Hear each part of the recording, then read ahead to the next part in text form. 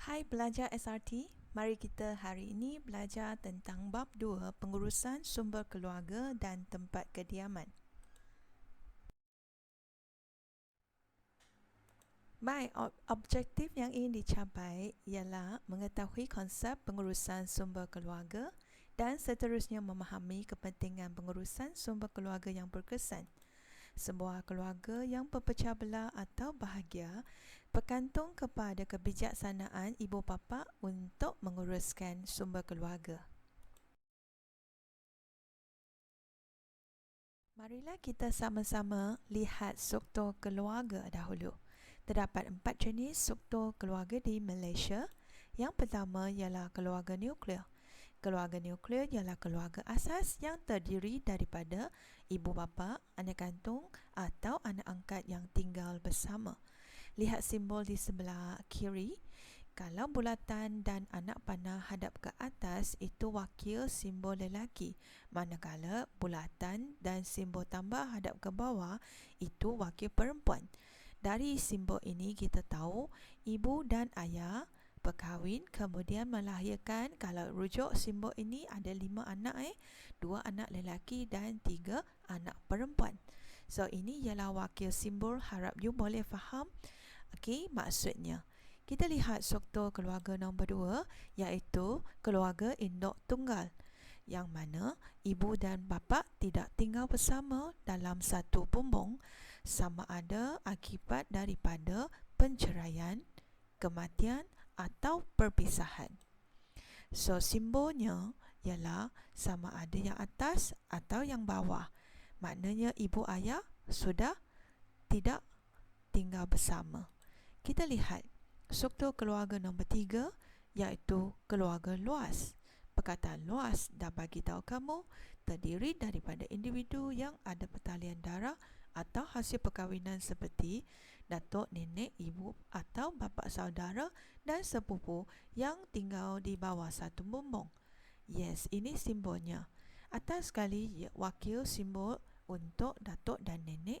Kemudian di bawahnya family kamu tinggal bersama dengan family saudara.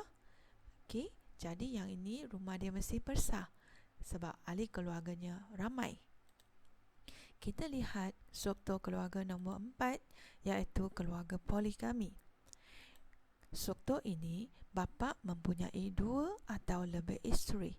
Di Malaysia, agama Islam mengizinkan seorang suami boleh maksimum 4 isteri. So, sekiranya lihat simbol ini, letaklah suami di tengah-tengah, kemudian kiri kanan tu letak isteri dan juga anak di bawah isteri tersebut. Sekiranya 4 isteri, kena tambah lagi 2 simbol di kiri dan kanan dan juga simbol anak di bawah isteri tersebut. So, jumlah 4 struktur, adakah anda sudah ingat? Keluarga sebenarnya ialah unit yang paling asas pembentukan masyarakat. Keluarga memainkan fungsi yang penting dari segi biologi. Fungsi keluarga ialah meneruskan kesinambungan keturunan keluarga iaitu menyambung zuriat.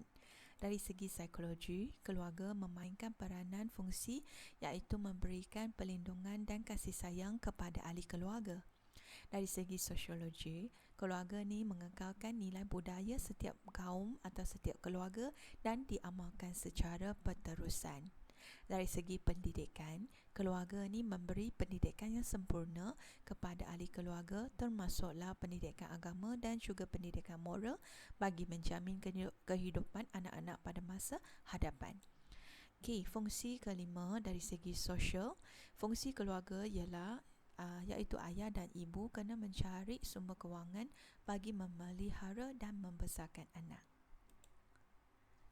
Pernah tak you terfikir kenapa peranan saya dalam keluarga lebih berat berbanding dengan adik-adik? Inilah jawapannya. Marilah kita lihat faktor yang mempengaruhi peranan ahli keluarga. Faktor pertama ialah faktor umur. Janganlah mengadu, kenapa mak suruh saya menyapu lantai, kenapa baby tak perlu buat? Sebab dari segi umur, you dah sampai tahap yang boleh memikul tanggungjawab yang lebih daripada baby yang baru lahir. Okey, faktor pertama, faktor umur. Faktor kedua, dari segi jantina. Lelaki dan perempuan memang berbeza dari segi tenaga. So, bila ibu ayah nak agihkan tugas kerja rumah, dia mesti fikirkan dari segi tenaga. Mungkin anak perempuan lipat kain, anak lelaki panjat tinggi untuk lap kipas. Alright, nampak tak? Dari segi jantina mempengaruhi peranan anda. Satu lagi ialah kedudukan ahli keluarga. Cikgu sentiasa fikir, kenapalah cikgu ni kena cuci tandas ni, kenapa bukan anak-anak Okey, sebab saya ibu. Saya cakap gitu. Tapi tunggu anak saya dah besar sikit, saya mesti ajar dia. Okey, sampai peringkat umur yang sesuai, saya bagi mereka pula sebab mereka sudah sampai ke tahap memikul peranan. Okey, kita lihat nombor 4 iaitu faktor status ekonomi keluarga. Pernah tak you terfikir, keluarga A, dia anak sulung keluarga A. Kalau banding dengan rakannya, anak sulung juga, tapi keluarga B. Dari segi pendapatan ibu ayah berbeza. Okey, rakan dia keluarga B memang kaya dan juga gaji tinggi, pendapatan yang lebih, so dia mengubah orang gaji. Manakala kita pula tak ada orang gaji, jadi kita sederhana je.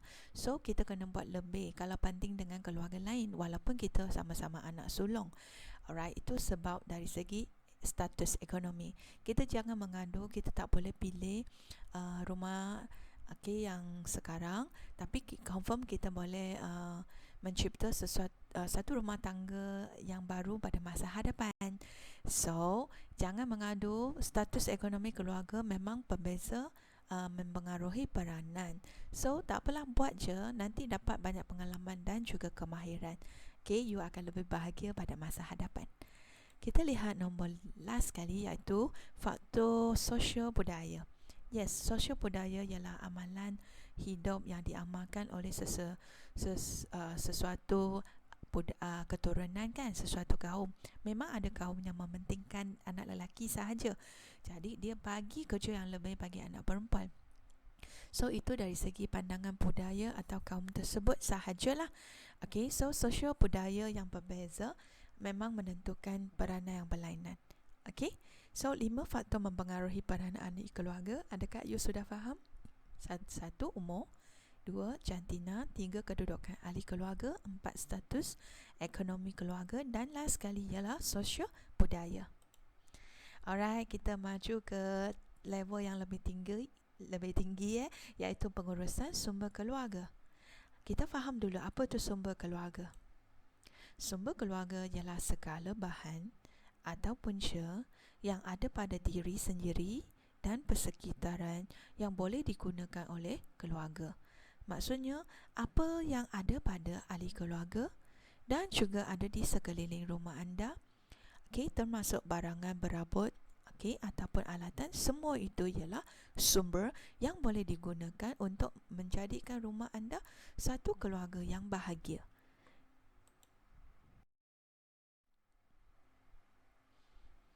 Pengurusan sumber keluarga yang cekap akan mencapai kebahagiaan dan keharmonian hidup sekeluarga. Marilah kita lihat jenis dulu. Jenis sumber keluarga dibahagi kepada 2. 1 ialah sumber manusia, iaitu sumber yang boleh ada pada ahli keluarga. Contohnya masa, contohnya pengetahuan, tenaga, kemahiran, sikap, minat dan kebolehan. Ahli keluarga kan banyak, setiap orang berbeza. Setiap orang ada minat yang berbeza, ada pengetahuan, tenaga, kemahiran yang berlainan.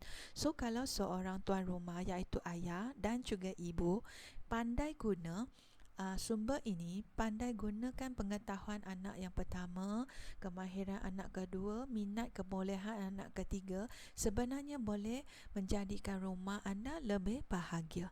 Boleh bayangkan sekarang rumah anda perlu duit.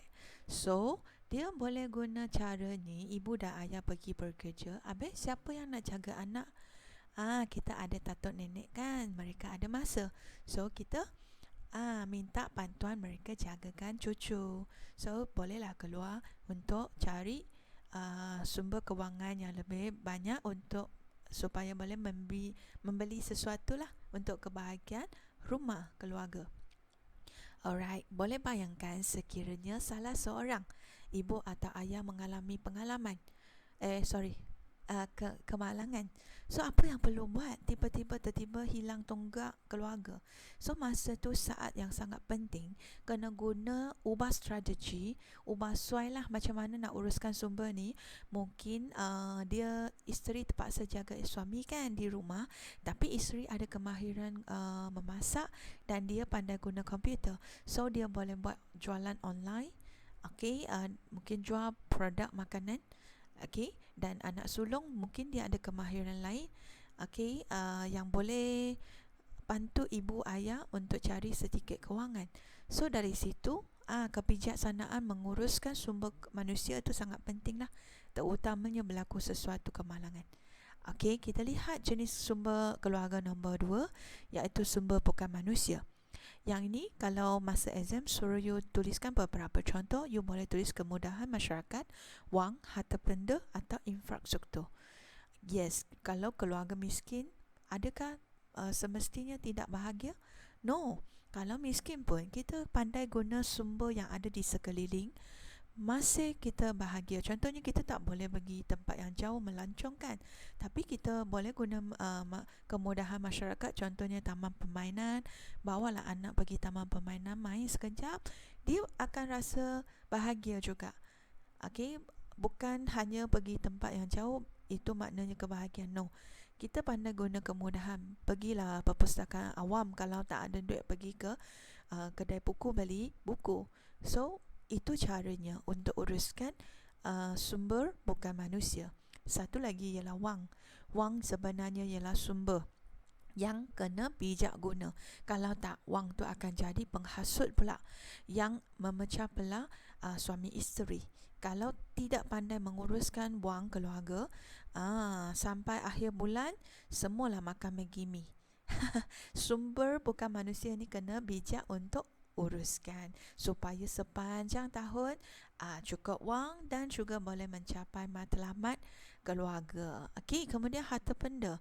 Semua harta benda yang ada di rumah termasuklah berabot sofa, TV, semua tu harta benda. Itu pun salah satu sumber, termasuklah you beli permainan toy untuk anak-anak, semua tu sumber. Kalau you pandai kumpulkan, simpankan wang, kemudian kamu belikan sesuatu, contohnya sekarang COVID, you tak boleh keluar kan, kumpul duit, belilah satu swimming pool yang besar, yang portable, letak di halaman, so anak boleh main air di halaman sahaja tanpa keluar. So itu pun satu cara untuk uruskan sumber. Satu lagi infrastruktur lah. Kalau sekarang tiba-tiba tak ada gas, alamak tak ada gas, saya nak makan ni, macam mana? Gunalah elektrik. Ada kan you punya cara elektrik, masakkan air, kemudian tuang di Maggi mee yang dalam bentuk cup, dah kenyang. Alright, semua sumber bukan manusia ni dan sumber manusia anda boleh uruskan supaya menjadikan rumah anda satu tempat, kita kata satu keluarga yang sangat bahagia. Alright, kepentingan pengurusan sumber keluarga penting supaya mewujudkan persefahaman dan mengurangkan konflik. So suami isteri yang bijak dan dia inginkan rumah dia bahagia, dia duduk bersama rancang macam mana guna sumber tenaga, sumber manusia. Contohnya tak boleh pergi kelas tuition kan, tak cukup duit, so anak sulung bagilah tuition, nanti anak sulung ajar anak bongsu. So bila ada persefahaman, suami isteri tak akan gaduh lah, terutamanya dari segi wang. Kemudian satu lagi kepentingannya ialah menambah pendapatan keluarga dan mengurangkan pembaziran. So macam tadi cikgu kata, anak sulung kalau ajar anak bongsu dah jimat duit, so duit tu tambah pendapatan yang lain, kita bolehlah beli sesuatu, contohnya piano ke, kita nak beli satu iPhone ke untuk yang anak yang nombor 2, kita boleh jimat dari situ dan capaikan matlamat.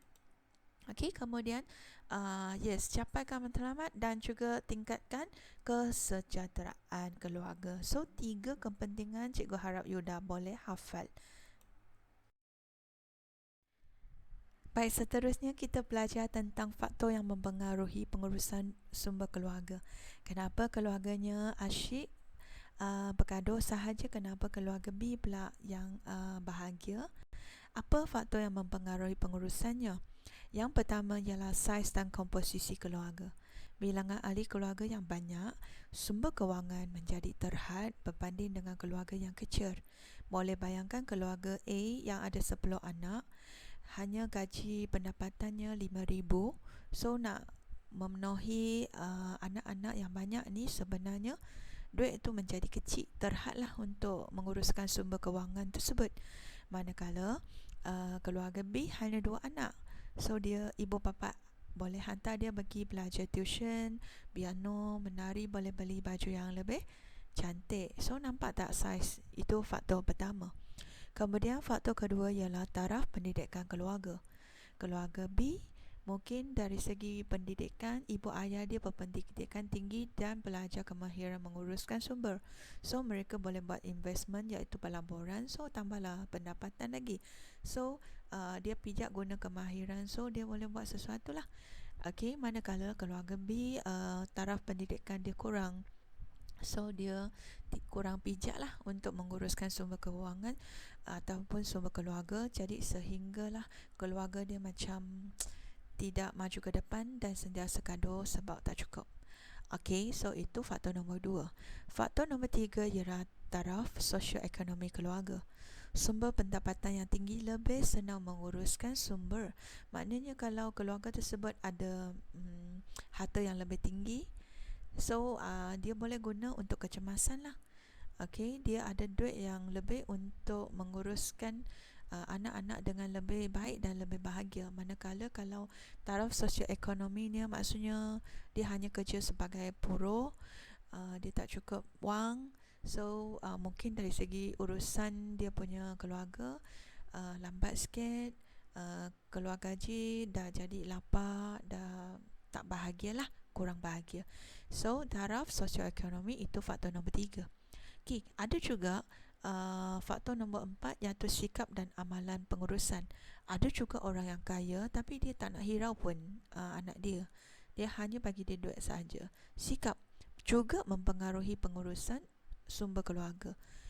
Okay, of course ada orang yang pijak dia ada duit dan dia pijak guna duit tersebut dan beli harta, guna kemudahan, guna kemahiran semua tu, bijak guna sumber dan keluarga dia sangat-sangat bahagia. So sikaplah bergantung kepada ibu ayah, sikap dan amalan pengurusan. Rela tak, berusaha tak untuk menguruskan sumber. Okey, last sekali ialah lokasi tempat kediaman, kemudahan dan persekitaran. Mungkin keluarga B tu dia tinggal di bandar, so hujung minggu dia nak uruskan sumber kan, bawa anak nak bahagia kan, ada aktiviti bersama, bawa dia pergi ke swimming pool. Okey, sebab ada kemudahan di bandar atau pusat beli bela. Manakala anak kampung pula macam mana nak bahagia, aktiviti bersama, yes, bolehlah pergi memancing ke, main layang-layang ke, main guli bersama ke, kan. So itu pun satu faktor yang mempengaruhi pengurusan sumber keluarga. So jumlahnya 5 faktor, harap you dah faham. Okay, ulang so bagus, teruskan. Apakah cabaran pengurusan sumber keluarga? Ibu dan ayah nak uruskan sumber tapi mungkin menghadapi cabaran yang pertama iaitu jurang generasi. Okey, mungkin ibu nak bekerja kan bagi anak, minta datuk dan nenek jaga, tapi cara mendidik anak tu berbeza. So itu jurang generasi. Mungkin juga akan jadi satu punca konflik berlaku, pergaduhan berlaku. So family dah jadi tidak bahagia. Sama juga kalau ibu dan juga anak nak main game je, tak nak keluar. So sebab jurang berlaku, mereka lebih fokus permainan dalam online lebih daripada nak pergi main layang-layang. So itu jurangnya. So ibu dan ayah kena bijaksanalah untuk menguruskan cabaran ini supaya teruskan kebahagiaan. Mungkin ibu boleh macam sama-sama main game online tapi secara macam kolaborasi, Switch ke, beli satu harta yang boleh main bersama game tersebut tapi 4 orang kerjasama. Macam tu pun satu cara untuk atasi cabaran tersebut. Kemudian satu lagi cabaran selain jurang generasi, cabaran yang nombor 2 ialah kurang masa berkualiti bersama ahli keluarga. Yes, ada ibu ayah dia sibuk bekerja sahaja dan bagi duit kepada anak tanpa memberi kasih sayang. So, sebenarnya anak kalau hidup di keluarga tersebut pun kurang bahagia kalau berbanding dengan keluarga yang memang ayah dan ibu ada korbankan sikit masa berkualiti. Masa berkualiti maksudnya mungkin setengah jam saja, betul-betul fokus, bincang, berkomunikasi, membuat aktiviti bersama, itulah masa kualiti. Okey, maksudnya masa main sesuatu game ke, dia fokus sahaja dengan anak dia, ketawa bersama-sama, itu masa kualiti. Bukan masa buat aktiviti bersama dia tengok gadget dia lagi, balas WhatsApp lagi, itu dah salah. So itu cabaran dia. Kemudian satu lagi cabaran ialah input negatif daripada media elektronik. Kadang-kadang media elektronik yang punca memecahkan rumah tangga, contohnya dia mempengaruhi pemikiran remaja. So anak senang terpengaruh dan buat sesuatu yang jahat, lari dari rumah. Ataupun media sosial ni, ada kan Facebook semua tu, ada perempuan dia buat sesuatu dengan suami atau ayah, lepas tu ayah dah curang, dah ikut kekasih dia lari. So dah nampak tak, itu cabaran masa nak uruskan sesuatu rumah tangga. Sumber tu kena pandai letakkan batasan lah. Okey, so itu satu cabaran. Kemudian satu lagi ialah peningkatan masalah atau jenayah dalam keluarga. Yes, kalau ibu ayah ni tak pandai uruskan sumber keluarga kan akan bergaduh. So peningkatkan masalah lah. Okey, mungkin buli ke, dera ke, gaduh ke, atau bunuh ke, itu semua peningkatan cabaran yang kena atasi. Kalau sudah berlaku pergaduhan, sebenarnya anak sebenarnya boleh jadi orang tengah supaya ayah dan ibu baik semula. Okey, so mungkin banggakan keluarga dengan keputusan anda. So ayah pun rasa tak nak bercerai lah sebab anak sangat bagus, macam tu. So nampak tak cabaran yang kena atasi lah ibu dan ayah terutamanya. Okey, kemudian satu lagi cabaran ialah kurang kemahiran keibubapaan.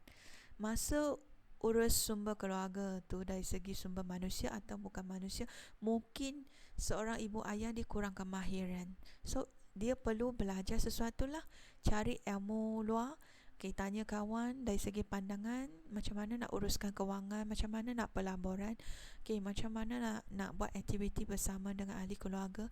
Boleh cari sumber yang berlainan, kemudian buatlah sesuatu aktiviti yang jadikan rumah tangga tu sangat bahagia. So itu cabaran yang perlu diatasi semasa pengurusan sumber keluarga.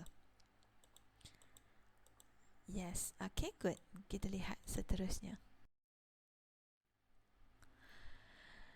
Okey, berikut ialah akhbar-akhbar isu kekeluargaan. Nampak tak kalau satu rumah tangga tidak diurus dengan baik, mungkin berlaku perkara lah, seperti remaja lari ikut kekasih. Ini terpengaruhi oleh media sosial atau inilah input negatif.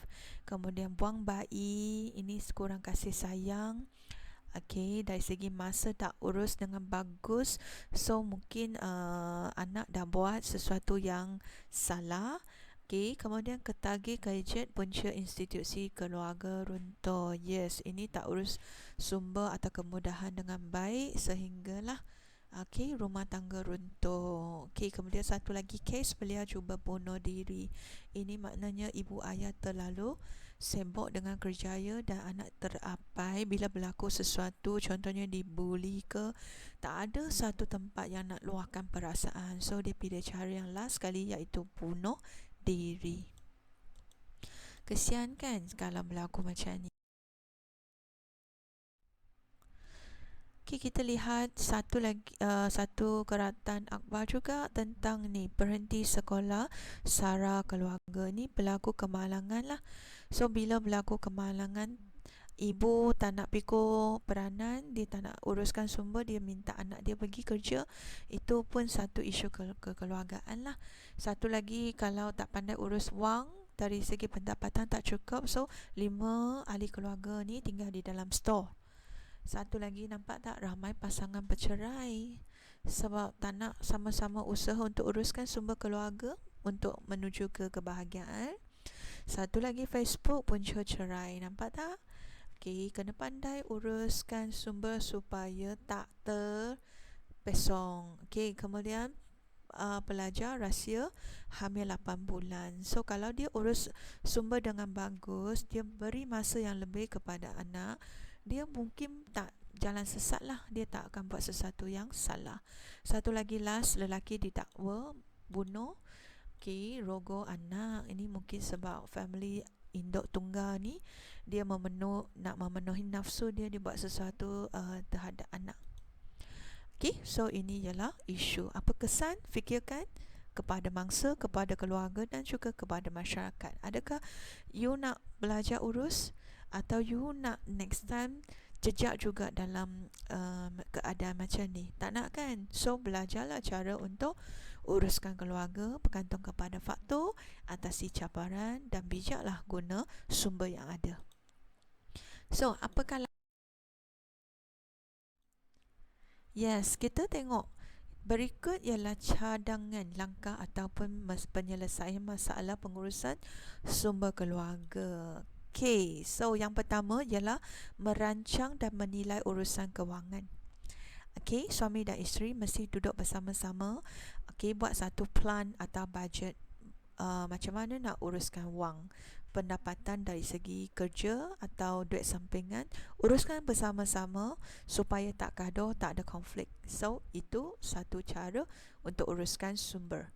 Kemudian nombor 2, okay, iaitu mendidik anak melalui kemahiran ibu bapa yang kreatif. Okay, highlightkan kata kunci kreatif. Ya, kalau keluarga kita tak setanding dengan keluarga orang, tapi kita nak bahagia, mungkin kita kena kreatif lah.